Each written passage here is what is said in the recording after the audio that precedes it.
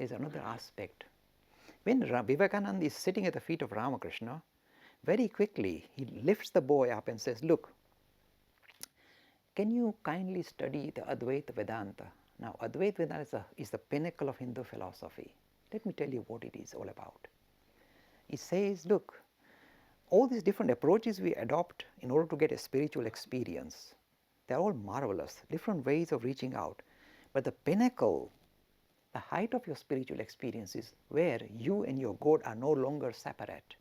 You become part of God. You see yourself as God. This is not an arrogant comment. This is the pinnacle. This is where, if you like, you see, all abstractions go away, all division go away. You become unified with the object of your devotion. That's how this is the pinnacle, the height of devotion. So, when we talk of Advaita, we are not talking about the process of becoming spiritual or unfolding spiritually, but becoming one with your destination, reaching your destination, hitting your target. That is Advaita. Now, if you went to a Westerner and say, look, we've got all these gods and they're lovely, this Ram is such a lovely chap, and this Krishna, oh, exciting fellow. They say, come on, go away. You told them, you talk to a Westerner and say, look, we are talking of the thing that is living in all of us, is our heart of our hearts, our essential nature, the spirit. You are one with God, Advaita. The Westerner will immediately put all his stuff on the side and say, please talk to me, please talk to me. I know there's something special here, you are asserting it. It is Advaita that the West is looking for. And Vivekananda was going to be the carrier of this strong message of Advaita for the West. You see, Buddha was the messenger of spirituality to the East. See the power of Buddha. One personality, and the message that he gave became visible throughout whole of Southeast Asia. Just one man put a message that permeated the whole of Southeast Asia, went up to China, Japan, everywhere Southeast Asia, permeated Buddhism. One messenger. Vivekananda is the messenger to the West, that India is the firebolt that has been thrown to the West by Ramakrishna. And he comes with a message of Advaita. And Ramakrishna is aware that this guy likes the mother goddess now, but it's not going to help him when he goes to the West. He needs to be trained in Advaita.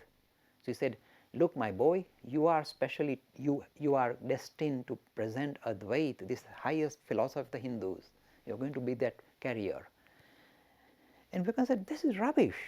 I am God. This jug of water is God. This glass is God. This is rubbish. People who wrote this must be idiots. You're talking of this one that kind of links all of us? This is nonsense, Advaita. It's the same spirit that manifests, kind of appears as the whole of this varied creation with all this variation that we see in front of us. Same one becoming visible as many. This is the philosophy of Advaita. The same one appearing as many. This is the philosophy. And this Narendra is making fun. This is people who wrote that must be idiots, I am God, the jug is God, the cup is God. This is what? This is the height of ridicule. He was ridiculing the whole philosophy. And one day and you see, there's a book, if anybody knows, the best textbook on Advaita philosophy is called Ashtavakra Samhita. Very few people have read it. It is dramatic because it starts in a very high note. It says, look, your limitation is you think you are limited. Your problem is that you think you need to meditate to find out you are already that. All these are by the way. This is how it starts in a very, very high note. And the moment Vivekananda was asked to read it, he threw the book away. Then Ramakrishna, no, forget about you, read it out to me. That's how he made sure that he read the book. Because he said, no, I can't stand it. He said, no, read it out to me, I need to listen to it. And this is how he forced this poor boy to read out Advaita to him. And he happily was carrying on and making fun of Advaita. You see, the proof of the pudding in spiritual matters, and again I would tell the viewers, please be careful, the proof of the pudding in anything to do with religion or spirituality is experiential. It must be possible not to just believe and say, there is this Brahman underpinning everything, this one that appears as many, with nice words that we throw and rhetoric that we keep conjuring up. How far can it take us? It's not good enough. If this spirituality is truly real, I must come face to face with it. If there is one that I want to see what is this one, I want to experience it for myself. Nothing less will do. It must be experiential, not purely supposition, not speculation. I want it. I want to experience this. The proof of the pudding is experience. If somebody says God is with form, unless I experience God with form, how can I believe it? How far can I go with that belief system? It won't take me far. Next morning I'll forget it. I need to come face to face with God with form. If God is with form, I must come face to face with it. If Advaita is reality, is the real, if you like, the heart of philosophy, there is one that underpins it, I must experience this. Experience is the proof of the pudding. Please, please, I would tell anybody, if anybody talks about spirituality, please, please test him out. Is he talking or is she talking from experience? Because if they are talking from experience, very novel material will appear from their mouth, from their lips. Because they are not going to fall back on ancient scriptures. Oh yes, see, Kathopanishad, verse number 3.24. They won't do that.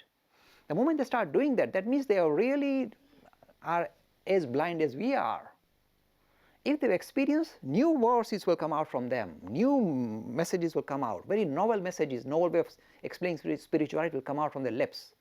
This is the proof of the pudding.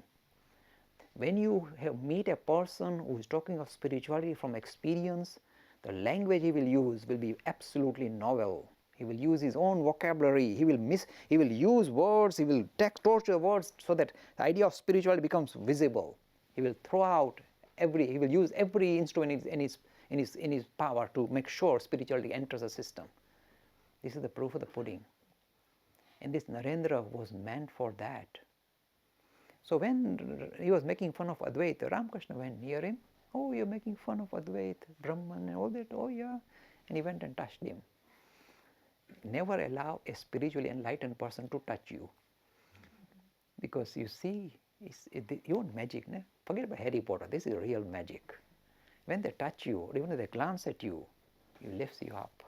It allows you to fly off from the idea, this limited vision you have about your own self. This very narrow way you look at yourself is broken. That mold is broken, you fly off.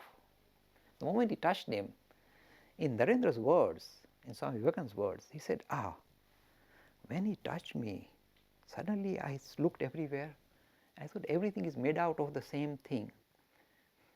You know, like the same kind of cotton that you put in different pillowcases. So everything was like a pillowcase with the same stuff inside all of it. Everything is made out of the same stuff.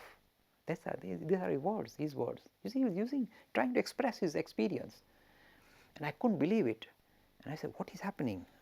And then I would go home and I would think that I am not this body. It is as if somebody else's body. And my mother would offer me some food, I would start eating, and I would not stop at all because I didn't know. I couldn't feel my body, so I would keep eating.